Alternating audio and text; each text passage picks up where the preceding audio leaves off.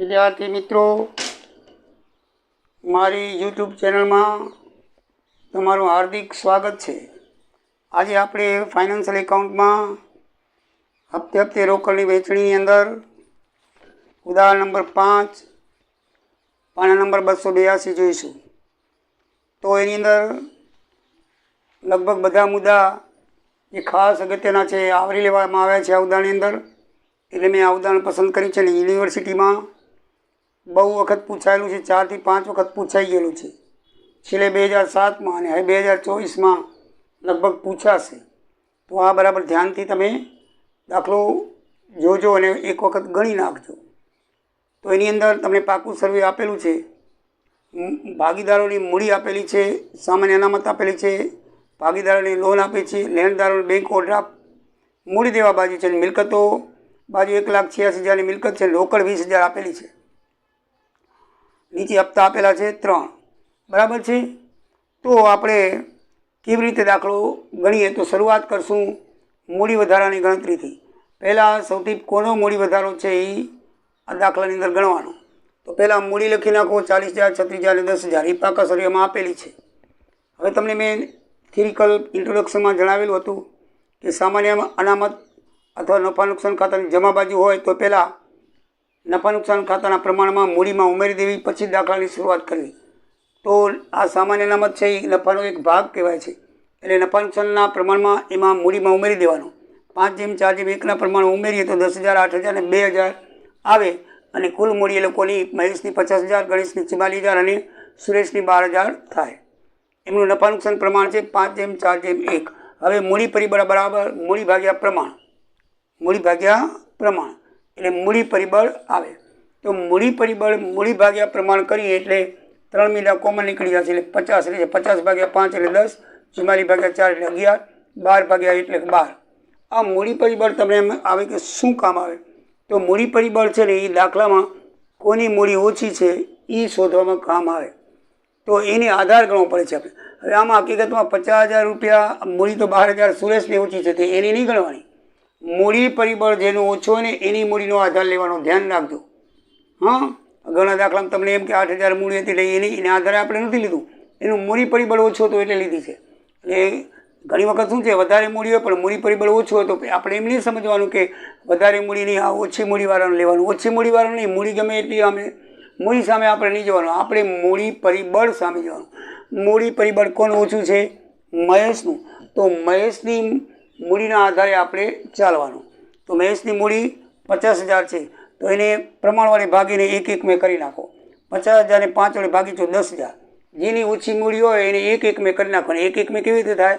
मूड़ी ने प्रमाण वडे भागी नाखवाना। 50,000 ने 5 वडे भागो એટલે 10,000 अने ई जे 10,000 आवे एने तमे प्रमाण वडे गुणता जाओ।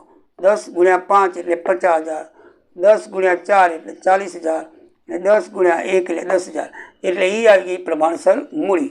હવે એમે તમે બાદ કરો तो पहलो भागीदार जेनी मूड़ी ओછી છે એ शून्य थी जशे। बाकीना बे વધાર રહ્યા એમાં એકની રહી 4,000 ને એકની રહી 2,000। वही पाછી આપણે ગણતરી જ્યાં સુધી એક ભાગીદાર રહે નહીં ત્યાં સુધી ગણતરી કરી જવાની। આ બે છે ને તો હજી ગણતરી આ બેમાં મૂડી પરિબળ કોનું ઓછી છે? મૂડી તો આની ઓછી છે એમ નહીં લખવાનું। મૂડી પરિબળ આ બેમાં કોનું ઓછું છે એને આધાર ગણવાનો। તો મૂડી પરિબળ 11 આનું છે, આનું 12 વધારે। તો આપણે હવે ગણેશની મૂડીને આધારે ગણવાનું। તો ગણેશની મૂડી જે છે એને આપણે શું કરશું? एना प्रमाण वडे भागी नाखशुं। हवे तमे गणेशनी मूड़ी आ नहीं लखवानी, गणेशनी मूड़ी आ लखवानी। 4,000 मूड़ी छे, 4 वडे भागो એટલે 1/1,000 आवे अने 1,000 आवे ए प्रमाण वडे गुणता जाओ। 1,000 × 4 એટલે 4,000, 1,000 × એટલે કે 1,000। तो बात करो 4,000 में 4,000 એટલે 0 અને 2,000 में 1 જાય तो 1,000। એટલે મૂડી વધારો ગણતા જશો એમ એક ભાગીદાર શૂન્ય થતો જશે। છેલ્લો ભાગીદાર રહે તો છેલ્લે 3 શૂન્ય થઈ જાય તો મૂડી પ્રમાણ વધારો કોઈનો નથી, તો આપણે કોઈને દેવાનું નહીં। પણ सुरेशनो मूड़ी वधारो है जो सौथी मूड़ी ओછી है पण एनो मूड़ी वधारो 1,000 वध्यो। तो हवे आ मूड़ी वधारो ज्यारे आपणे चूकवવાનો आवशे भागीदारोने ते पहेला आपणे कोने चूकवવો પડશે? सुरेशने। मित्रों आ समझण समजाई गई हशे। हवे चूकवणी केवी रीते करशुं आपणे? तो पहेला सामान्य अनामतने वेचणी हुंडी अनामत राखवी। आनी अंदर हुंडी आपी छे नीचे बराबर छे 3,000 ની लेणी हुंडी आपी छे 15મી જૂન 2010 ना पाके एम बराबर है। 15મી જૂન 2010 में 3,000 ની हुंडी पाके छे અને આપણે ઊંડી વટાવી છે, વટાવી લીધી હતી। એટલે તમે આ એ પણ મેં ઇન્ટ્રોડક્શનમાં શીખવાડ્યું હતું કે સામાન્ય અનામત બાદ કર્યા પછી પહેલાં વિસર્જન ખર્ચ અને હુંડી અનામત રાખવી. આમાં વિસર્જન ખર્ચ હપ્તામાં આપી દીધેલું છે એટલે આપણે હપ્તામાંથી બાદ કરશું, પણ આપણે એની જે હુંડી અનામત છે એ હુંડી અનામત પહેલાં રોકડ હપ્તામાંથી શું કરવી પડશે? આપણે બાદ કરવી પડશે. શું કરવી પડશે? બાદ. ધ્યાન રાખજો, વિસર્જન ખર્ચ છે, હુંડી અનામત છે, એ બધા વિસર્જન ખર્ચમાંથી પહેલાં હપ્તામાંથી બાદ કરવાના આવે. પ્રથમ એમને આપે, પછી નંબર આવે બેંક ઓવરડ્રાફ્ટ, લેણદારો, ભાગીદારોની લોન, પછી હુંડીની પાકતી તારીખે. આમાં હુંડી છે ને 15મી જૂન છે, તો અને ત્રીજો હપ્તો છે 15મી જૂનનો હપ્તો છે. ત્રીજો હપ્તો એટલે ત્રીજા હપ્તામાં હુંડીની ચૂકવણી થશે. આ બરાબર ધ્યાન રાખજો. હુંડીની ચૂકવણીની અનામત રાખી લેવાની, કારણ કે આપણને રકમ તો મળવાની જ છે, એટલે અહીંયાથી રકમ બાદ કરી દેવાની. એ રકમ ક્યારે ઉમેરશું? ત્રીજા હપ્તાની અંદર ઉમેરશું. શું કામ? ત્યારે એની ચૂકવણી થવાની, ત્યારે આપણને રકમ મળવાની છે, આપણે વટાવી લીધી છે. વટાવી ક્યારે છે? લખ્યું છે 15મી જૂનના. તો એ જૂનમાં આપણને પૈસા મળે, એનાથી પહેલાં મળે નહીં, તો જૂનના હપ્તામાંથી આ હુંડીના પૈસા આપણે ઉમેરવા પડે. કેનામાં? જૂનના હપ્તામાં. આપણને મળી ગઈ છે પણ જૂનમાં મળી છે એટલે જૂનના હપ્તામાં આવે. કેના હપ્તામાં આવે? જૂનના. એટલે અત્યારે આપણે કાપી નાખવાના. એટલે આપણે એમ યાદ રાખવાનું કે હુંડીની રકમ સૌથી પહેલાં અનામત રાખવાનું, હુંડીની રકમનું વિસર્જનનું બધાનું અનામત રાખવાનું. આમાં વિસર્જન હપ્તા જોડે છે એટલે આપણે હપ્તામાંથી બાદ કરશું. જો કાઉન્સમાં આપેલું છે વિસર્જન ખર્ચ 2000, 3000 અને છેલ્લે શૂન્ય છેલ્લે કાંઈ નથી, તો પહેલાં 2 હપ્તામાં વિસર્જન ખર્ચ આપેલું છે, તો જે પ્રથમ હપ્તો 30,000નો છે ને એમાંથી 2000 કાપીને પછી લેવાનું, એટલે 28,000નો થશે. બીજો 53,000 છે ને એમાં 3,000 કાપીને 50,000નો હપ્તો લેવાનો. કેટલા લેવાનો? 50,000નો. બરાબર છે. આમાં ડાયરેક્ટ સીધો ગણતરી મેં એમને બાદ કર્યા છે. જો પહેલી જો બેંક સિલક જોઈ લેવાની છે કે છે 20,000 રોકડ, તો પહેલી રોકડ 20,000, એમાં પ્રથમ હપ્તો 30,000નો આવે. પ્રથમ હપ્તો કેટલાનો આવ્યો છે? 30,000નો. જો 30, 4, 10ના. એમાં વિસર્જન ખર્ચ 2,000 છે ને હુંડી અનામત 3,000, એ બાદ કરો એટલે 45,000 વધે. ધ્યાન રાખજો, પ્રથમ હપ્તામાંથી વિસર્જન ખર્ચ બાદ કરવાનું આવે, હુંડી અનામત બાદ કરવાની આવે. કોઈ પણ અનામત હોય પહેલું બાદ કરી નાખવાનું. બરાબર છે. તો એ બાદ કર્યા પછી જે વધે એ બાકી રકમ આપણે જેને પ્રાયોરિટી આપી છે, તો પહેલાં જો ખાના કેટલા બધા આવ્યા છે? ઓવરડ્રાફ્ટનું, લેણદારું, મહેશ બેની લોનનું, મહેશ, ગણેશ ને સુરેશનું. એટલે આમાં ખાના જેટલા લેણદાર હોય બધાય ના આવે. છેલ્લે ભાગીદાર પ્લસ લેણદાર. ભાગીદાર 3 છે ને 4 લેણદાર છે, તો 7 ખાના થાય. એટલે જેટલા લેણદાર હોય બધાના ખાના કરવા પડે.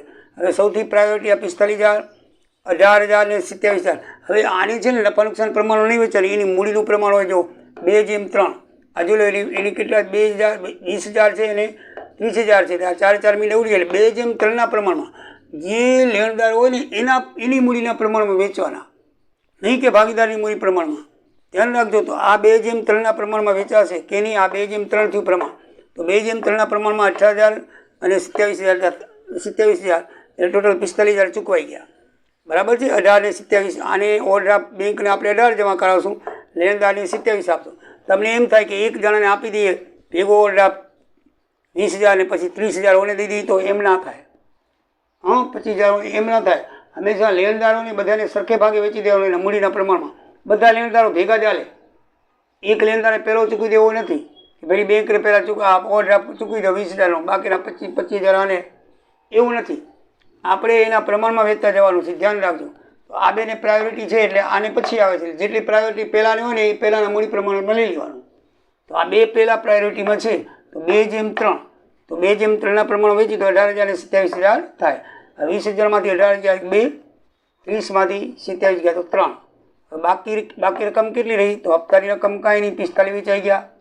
બેંક ઓવરડ્રાફ્ટ 2,000નો બાકી, લેણદાર 30માંથી 27 ગયા, 3,000 બાકી. આ બધા એમને બાકી. આનું એમ ટોટલ આપણે ખેંચી લેવાનું. હવે હપ્તા નંબર 2 આવે છે. તો હપ્તા નંબર 2 53,000 છે. એમાં વિસર્જન ખર્ચ 3,000 જશે એટલે કેટલા રહેશે? 50,000. કેટલા રહેશે? 50,000. હવે આપણે ચૂકવાના કેટલા છે? 2 ને 3,000. તો ચૂકવી દો. 5,000 ચૂકવી, 2,000 ને 3,000 કોને ચૂકવશું? બેંક ઓવરડ્રાફ્ટવાળાને, લેણદારવાળાને. બરાબર છે. તો એ 5,000 ચૂકવી એટલે આપણી પાસે કેટલા વધશે? 45,000. તો 45,000 હવે કોનો ટર્ન આવે છે? ભાગીદારી લોનનો, કારણ કે આ 2 ચૂકવાઈ ગયા. તો હવે આયા ભાગીદારી લોન. તો ભાગીદારી લોનનું પણ 2:3 જ પ્રમાણ છે. જો એનું પણ 2:3 છે. 2:3. બરાબર. મૂડીના પ્રમાણમાં વેચવાનું, નફા નુકસાન પ્રમાણમાં નહીં. ધ્યાન રાખજો. લેણદારોની ચૂકવણી હંમેશા એની મૂડીના પ્રમાણમાં થાય, એ ખાસ ધ્યાન રાખજો, નહીં કે નફા નુકસાનના પ્રમાણમાં. તો આનું મૂડી છે 2/3, તો 2/3ના આ જે બાકી 45,000 વધ્યા 2/3માં 18,000 ને 27,000 ભાગીદારોને ચૂકવી દો લોનવાળાને. આનું થઈ જશે 0 અને આને ચૂકવી દીધા અને આને પણ ચૂકવી દીધા. હવે બાકી રકમ કેટલી વધી? તો અહીંયા વધશે 0, અહીંયા વધશે 0. ભાગીદારોને ચૂકવ્યા 18,000, આને ચૂક્યા 27,000, એટલે ભાગીદારોને વધ્યા 2,000 અને મહેશની ભાગીદારીને વધ્યા 3,000. બાકી આ એમને મૂડી. અહીંયા 45માંથી 45 જાય તો 0. સમજાઈ ગયું બાકી રકમમાં? હવે બાકી રકમની અંદર 0 લખી નાખીએ.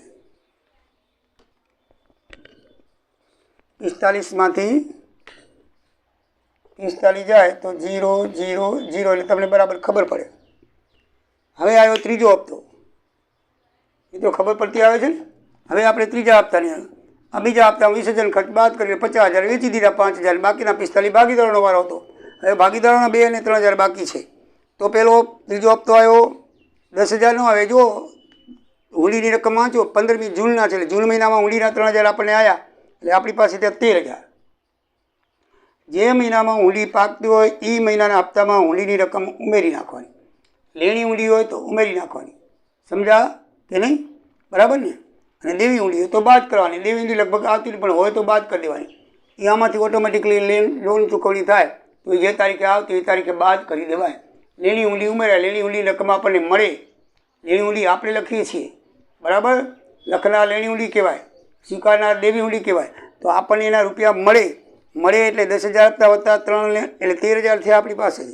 તો 13,000માંથી કોને કોને હવે ચૂકવવાના? જુઓ 2,000 ને 3,000 આને ચૂકવશો, એના બાકી છે ને હાર્યા. તો 2,000 ને 3,000 મહેશની સુરેશની લોનના બાકી છે, એને ચૂકવી દો. બાકી વધ્યા આપણી કને 8,000. તો 8,000માં હવે આવશે આ એ ચૂકવાઈ ગઈ, આ એ ચૂકવાઈ ગઈ, આ એ ચૂકવાઈ ગઈ ને આ એ ચૂકવાઈ ગઈ. હવે આવશે આ મૂડી વધારો 1,000 પહેલો. તો 1,000 મૂડી વધારો ચૂકવી દો. આરે જોજો 1,000 મૂડી વધારો કોને ચૂકવશું? ભાઈ સુરેશને. પછી ઉપરના મૂડી વધારો ચૂકવવાના, ધ્યાન આપજો, છેલ્લો અને ઉપરનો. હવે 4,000 ને 1,000 એ ચૂકવી દો એટલે 5,000. એટલે ગણેશ અને સુરેશના 5,000 ચૂકવ્યા. આ 4,000 ને 1,000 ચૂકવી દીધા. હવે કોઈના બાકી રહેતા નથી. હવે જે રકમ વધે એ ભાગીદારો નફા નુકસાન પ્રમાણે વેચી દો. બાકી વધ્યા 2,000. કેટલા વધ્યા? 2,000. એ બાકી રકમ હંમેશા નફા નુકસાન પ્રમાણમાં વેચાય. હવે તો મૂડી જ કોઈ ના રહી, બરાબર? તો એ હવે એ આપણે મૂકી દો. આપણે છેલ્લો જે બાકી રકમ હતી નફા નુકસાન પ્રમાણમાં 4/2 5/4 પ્રમાણ વેચી તો 1,800 ને 200 એમાં આવશે. હવે કેટલી બાકી રહી જોઈએ?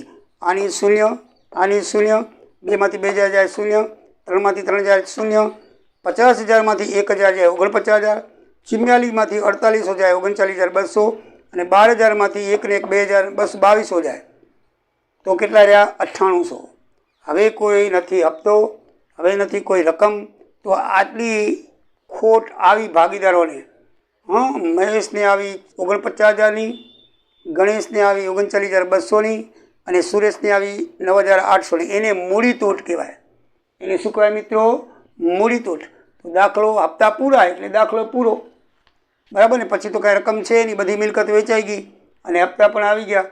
બાકી જો પછી રકમ રહી જાય એ ખોટ ભાગીદારોએ ભોગવવી પડે. તો આટલી ખોટ ભાગીદારો ભોગવશે. મિત્રો દાખલો પૂરો થયો, બરાબર છે? તો હવે નેક્સ્ટ વિડીયોની અંદર આપણે બીજો દાખલો લેશું અને પછી મહત્તમ મૂડી મહત્તમ નુકસાનના આધારે આપણે કરશું. તો આવજો. જય દ્વારિકાધીશ, જય સિયારામ.